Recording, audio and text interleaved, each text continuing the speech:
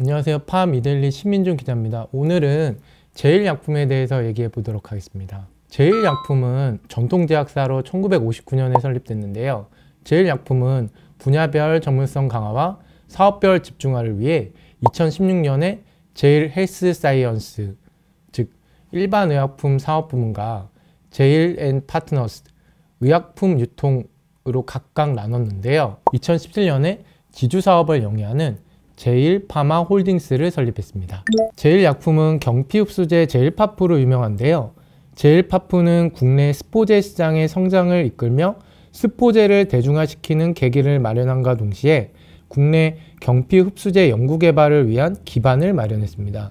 또한 전문의약품 부문에서도 괄목할 만한 성장을 이뤄 소화기, 순환기, 내분비, 정신신경용제를 비롯해 항생제, 항암제 분야에 이르는 폭넓은 제품군을 개발, 공급하고 있습니다. 제일약품은 해외 시장에서도 원료 및 완제의약품을 50여 개국에 수출하고 있는데요.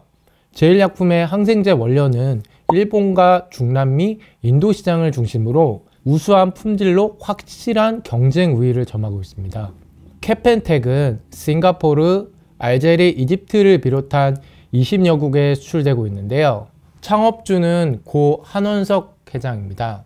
제일약품은 고 한 회장의 자녀인 한승수 회장에서 한 회장의 장남인 한상철 대표로 이어지는 오너 3세 경영에 돌입했습니다.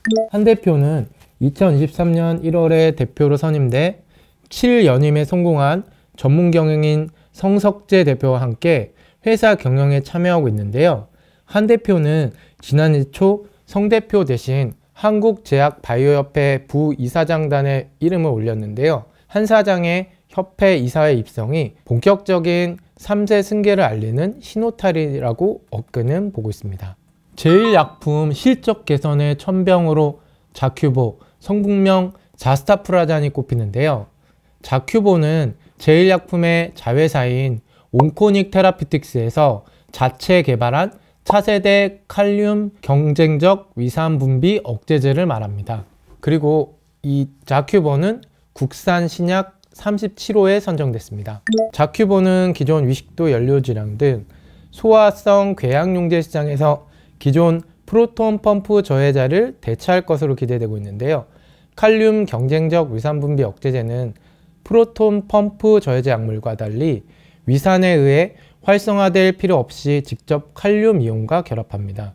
칼륨 경쟁적 위산 분비 억제제는 프로톤 펌프와 칼륨 이온 결합을 방해해 위산이 분배되는 것을 차단하는 기전이기도 합니다. 칼륨 경쟁적 위산 분비 억제제는 식사 여부와 무관하게 복용할 수 있는데요. 기존 치료제 대비 약효 지속 기간이 길어서 의료진과 환자에게 모두 선호도가 높다고 알려져 있습니다. 제일약품은 다른 기업들과 경쟁하기보다는 국내 칼륨 경쟁적 위산 분비 억제제 시장을 확장시키는 데 초점을 맞추고 있습니다. 유비스트에 따르면 2022년 국내 칼륨 경쟁적 위산 분비 억제제 계열 위식도 역류질환 치료제 시장은 약 1,450억 원 규모로 추산되는데요. 이 중 HK-이노엔의 K캡시 1,320억 원, 대웅제약의 팩스쿨루가 약 130억 원어치 처방됐습니다. 실제 국내 소화성 궤양용제 시장에서 칼륨 경쟁적 위산 분비 억제제가 차지하는 비중은 매년 증가하고 있는데요. 이는 제일약품의 호재로 작용할 것으로 보입니다. 2021년 1분기 국내 소화성 궤양용제 시장에서 10%였던 칼륨 경쟁적 위산 분비 억제제 시장 점유율은 2022년 4분기에 14.2%까지 높아졌습니다. 이 기간 전체 소화성 궤양용제 시장이 12.6% 증가한 점을 고려하면 칼륨 경쟁적 위산 분비 억제제 판매량은 더욱 증가했다는 점을 알 수 있습니다.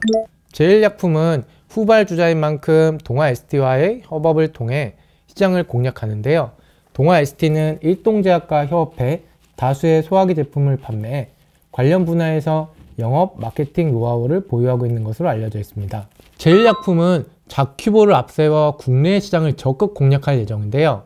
자큐보는 지난해 10월 정식 출시 후 서울아산병원, 서울대병원, 세브란스병원, 삼성서울병원 약물심의위원회를 통과했습니다.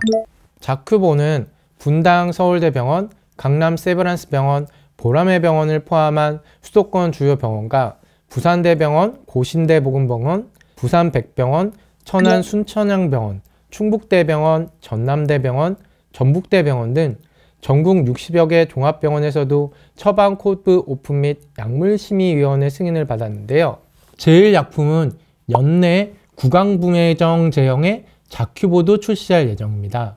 제일약품은 자큐보의 적응증도 확대하는데요. 제일약품은 위궤양 치료에 대한 적응증을 확대할 예정입니다. 제일약품은 수출도 추진하는데요. 앞서 제일약품의 자회사인 온코닉 테라퓨틱스는 2023년 3월 리브존 파마슈티컬 그룹에 자큐보에 대한 중화권, 즉 중국, 대만, 마카오, 홍콩 등에 대한 개발, 허가, 생산, 상업화에 대한 독점적 권리를 계약금 약 200억 원을 포함해서 당시 1,600억 규모로 기술을 이전했습니다. 자큐보의 중국 내 품목 허가를 위한 임상은 리브존 파마슈티컬 그룹이 진행하고 있는데요. 리브존 파마슈티컬 그룹은 중국 프로폰 펌프 억제제 1위 기업으로 연간 6천억 원의 매출을 올리는 등 시장에 대한 이해도가 높은 만큼 자큐보의 빠른 중국 내 허가 및 출시를 위해 임상을 적극적으로 추진하고 있습니다. 리브존 파마슈티컬 그룹의 내년 품목 허가 신청이 예상됩니다.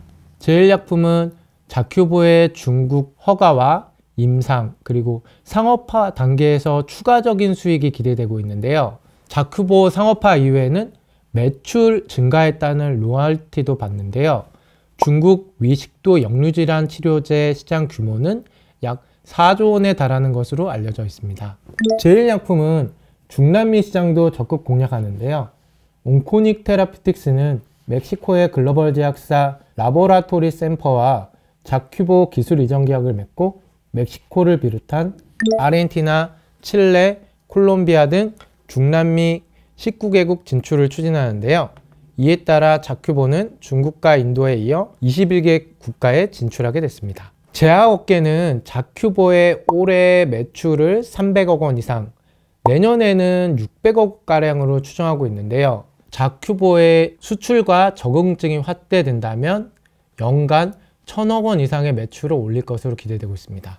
제일약품은 지난해 3분기 기준 누적 매출 5,180억 원, 영업적자 213억 원을 기록했는데요. 매출은 전년 동기 대비 5.7% 감소했습니다.